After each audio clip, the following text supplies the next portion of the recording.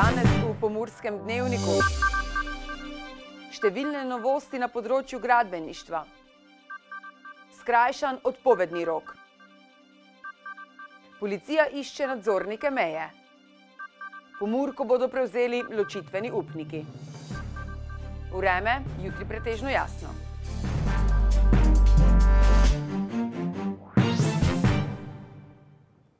Drage gledalke, cenjeni gledalci, lepo pozdravljeni. Nov gradbeni zakon, ki je začel veljati 1. junija letos, je nadomestil prejšnji zakon o graditvi objektov in na področju gradenj prinesel številne novosti in poenostavitve postopkov. Nov gradbeni zakon ključno vpliva na vsakega graditelja. Po koncu gradnje, za katero se zahteva gradbeno dovoljenje, je namreč treba pridobiti še uporabno dovoljenje, s katerim se dovoljuje uporaba objekta. Uporabno dovoljenje je pogoj za dodelitev hišne številke in je nujno za vsak objekt, izjema velja za nezahtevne objekte. Uporabnega dovoljenja za novo hišo upravna enota ne more izdati za nedokončani objekt, torej ga ni mogoče pridobiti brez fasade ali ograj na balkonih. Tadej Horvat je dom za svojo mlado družino začel graditi lansko jesen.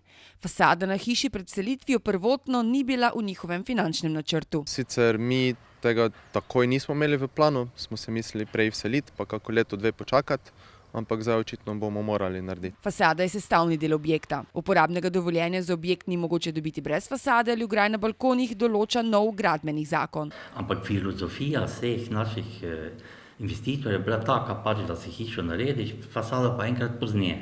To lahko zdaj vidimo. So že 10-15 let hiši, pa ni fasade, pa ste pripričani, da bi že lahko naredili, ni ograj in tak naprej.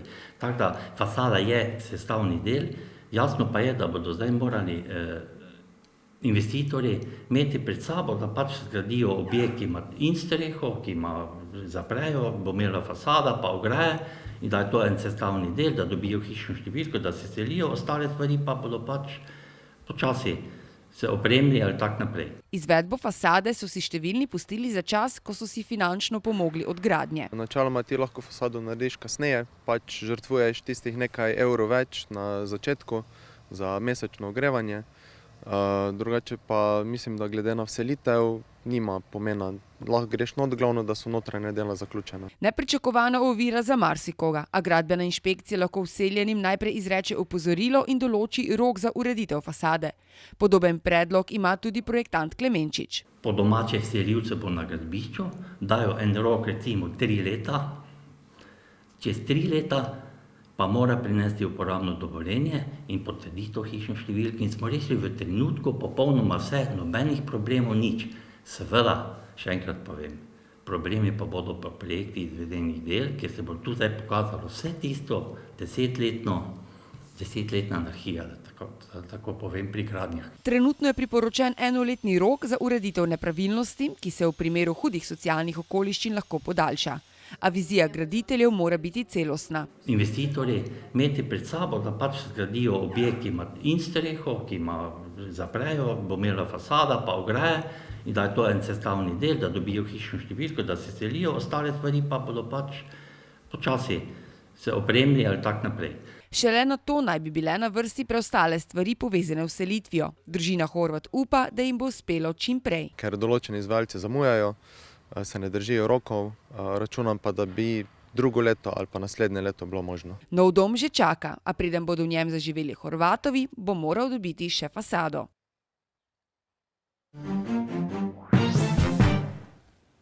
Prijeli smo prošnjo našega gledalca, da mu obrazložimo, kakšne možnosti ima pri odpovednem roku. Čaka ga namreč nova služba, ima pa 60-dnevni odpovedni rok. Naš današnji sogovornik je Miran Vrbanič iz pravne pisarne Pogodba 24. Lepo pozdravljeni. Pozdravljeni. Torej, dolžina odpovednega roka je sestavina pogodbe. Kako pa se sploh določi ta dolžina odpovednega roka? Zdaj, delavec in delodajalec lahko odpovesta pogodbo o zaposlitvi v zakonsko ali pogodbeno določenem odpovednem roku, pri določitvi katerega sta pa pogodbeni stranki morali upoštevati minimalni čas trajanja odpovednega roka, ki ga določa Zakon o delovnih razmerjih. Kakšni pa so potem odpovedni roki po zakonu? Zdaj, v primeru redne odpovedi strani delavca je pri zaposlitvi pri delodajalcu do 1 leta 15-dnevni odpovedni rok, nad 1 letom 30 dni. To je v primerih, kadar delavec ni v obdobju poskusnega dela. Lahko pa se z pogodbo o zaposlitvi ali kolektivno pogodbo določi daljši odpovedni rok, vendar ne daljši kot 60 dni. Zdaj, v tem primeru ima gledalec najdaljši možni odpovedni rok. Torej, naš gledalec bi želel skrajšati ta odpovedni rok, saj bi rad čim prej začel z novo službo. Ima kakšne možnosti za to? Zdaj, primarni namen odpovednega roka vidim v tem primeru, da ima delodajalec dovolj časa, da izvede ustrezne postopke, da nadomesti delo, ki ga je opravljal odhajajoči delavec. Ne glede na določen odpovedni rok, pa se lahko delavec z delodajalcem dogovori o skrajšanju odpovednega roka, vendar lahko delodajalec pogojuje sklenitev takšnega dogovora s plačilom določenega denarnega povračila namesto dela ali celotnega odpovednega roka. Torej, če prav razumem, da delavec plača delodajalcu. Zdaj, znesek denarnega povračila zakonsko ni opredeljen. Gre za dogovor med delavcem in delodajalcem. Zakonsko tudi ni opredeljeno, kdo bi naj plačal to denarno povračilo. Zakon zgolj dovoljuje možnost denarnega povračila. Iz prakse pa izhaja, da denarno povračilo izplača stranka, v katere interesu je, da pride do skrajšanja odpovednega roka, torej v tem primeru oziroma tista stranka, ki predlaga dejansko skrajšanje odpovednega roka. Pa je mogoče določena kakšna oblika za take vrste sporazum? Je, in sicer mora biti sporazum o skrajšanju odpovednega roka sklenjen v pisni obliki. Prav, najlepša hvala vam za te koristne informacije. Hvala vam. Želite prispevati k varnosti v svojem okolju in nadzirati državno mejo? Policija je podaljšala rok za prijavo in še vedno išče nove nadzornike državne meje. Si želite dinamičnega, zanimivega, nikoli dolgočasnega delavnika? Policisti vabijo v svoje vrste večje število kandidatov za policiste nadzornike državne meje. Sprva je razpis veljal do konca julija, a policija je podaljšala rok za oddajo prijav. Tako vloge za kandidate za policiste nadzornike državne meje sprejemajo vse do 15. oktobra. Zahtevani pogoji so srednja splošna ali strokovna izobrazba, državljanstvo Slovenije in stalno prebivališče v Evropski uniji, veljavno vozniško dovoljenje B kategorije ter ustrezne psihofizične sposobnosti. Kandidati, ki bodo uspešno opravili izbirni postopek, bodo sklenili pogodbo o zaposlitvi predvidoma v prvi polovici januarja 2019 oziroma februarja tisti, ki se bodo prijavili v oktobru. Po uspešno zaključenem usposabljanju se bo delo predvidoma opravljalo na območju policijskih uprav Koper, Novo mesto, Kranj, Maribor in Ljubljana.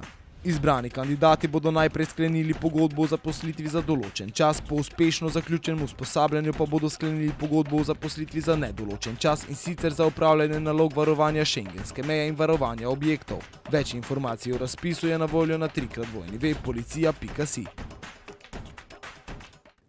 Po zadnji neuspeli dražbi poslovnega kompleksa Pomurke po izklicni ceni 6,4 milijona evrov bo stečajna upraviteljica stavbna zemljišča in objekte na 18 hektarjih prenesla na ločitvene upnike. Daleč največji je Družba za upravljanje terjatev bank. Na dražbo konec septembra ni prišel nihče, čeprav so bili po besedah stečajne upraviteljice Alenke Gril povabljeni vsi, ki so se za nakup kdaj zanimali, piše STA. Tokrat je bilo prvič na prodaj vse, kar je znotraj tovarniške ograje, saj je Grilova konec leta 2016 uspela s tožbo in dobila tudi zemljišče, ki so bila zapisana kot last MIP Pomurke Reja in so bila na prejšnjih dražbah iz prodaje izločena. Tako je bila na prodaj tudi vgradna oprema, kotlovnica, hladilne naprave, transformatorska postaja in drugo, medtem ko je glavnino proizvodne opreme na podlagi nezavezujočega zbiranja ponudb prodala v zadnjih 2 letih. Največji del, opremo za mesno predelavo oziroma obrat za konzerve, je kupila družba 8, ki proizvodni obrat še vedno najema. Drugi večji najemnik je Intereuropa, ki ima tam hladilnice. Iz Intereurope so za STA sporočili, da so za najem Pomurkinih hladilnic zainteresirani tudi v prihodnje. Miroslav Flisar iz družbe 8 pa je za STA povedal, da se s predstavniki DUTB še niso pogovarjali in da je vse odvisno od ponudbe in od tega, ali se bodo morda končno odločili za prodajo po delih. V nakupu obrata je Flisar stečajno upraviteljico sicer sklenil več dogovorov, a jih niso uresničili. Sicer pa je izročitev nepremičnin ločitvenim upnikom po besedah Grilove običajen postopek, ko traja prodaja dalj časa in ni ponudnikov oziroma ni primerne cene, kot jo upniki pričakujejo. Zato je sodišču predlagala, da pozove ločitvene upnike, naj prevzamejo deleže. Postopek naj bi bil končan letos ali najpozneje januarja, Medtem bodo upniki premoženje prodajali ali dajali najem sami. Stečajna upraviteljica pa bo še naprej prodajala drobno opremo, ki je ostala po Murki, še piše STA. V Sloveniji ji tudi ostaja odprta odškodninska tožba proti upravi Pomurke. Nerešeno pravdo imajo v Srbiji, v Splitu pa bo prodajala premoženje, katerega lastništvo še preverjajo. Regulirani ceni neosvinčenega 95-oktanskega bencina in dizelskega goriva sta se ob polnoči zvišali. Bencin se je podražil za 3 cente na 1,373 evra, dizel za 4,3 centa na 1,354 evra. Cena 95-oktanskega benzina je bila nazadnje na tej ravni junija 2015, ko je bilo za liter potrebno odšteti 1,372 evra, nad sedanjo ceno pa novembra 2014, ko je liter stal 1,403 evra. Za dizelsko gorivo je bilo treba več kot 1,354 evra nazadnje odšteti oktobra 2014, ko je liter stal 1,359 evra. Naftni trgovci cene 100-oktanskega benzina in kurilnega olja ter 95-oktanskega benzina in dizelskega goriva na bencinskih servisih ob avtocestah in hitrih cestah določajo sami. Drugod po državi so cene 95-oktanskega benzina in dizla regulirane. Določajo se v skladu z uredbo o oblikovanju cen določenih naftnih derivatov na vsakih 14 dni po metodologiji, ki temelji na gibanju cen naftnih derivatov na svetovnem trgu in gibanju tečaja dolar-evro. Pri izračunu modelske cene se upošteva tudi biokomponenta. Na spletnem portalu sobotainfo.com poročajo, da se ob selitvi drsališča gostinci grozijo z bojkotom dogodkov na Trgu kulture. Več na sobotainfo.com, mi pa si poglejmo še kratke novice.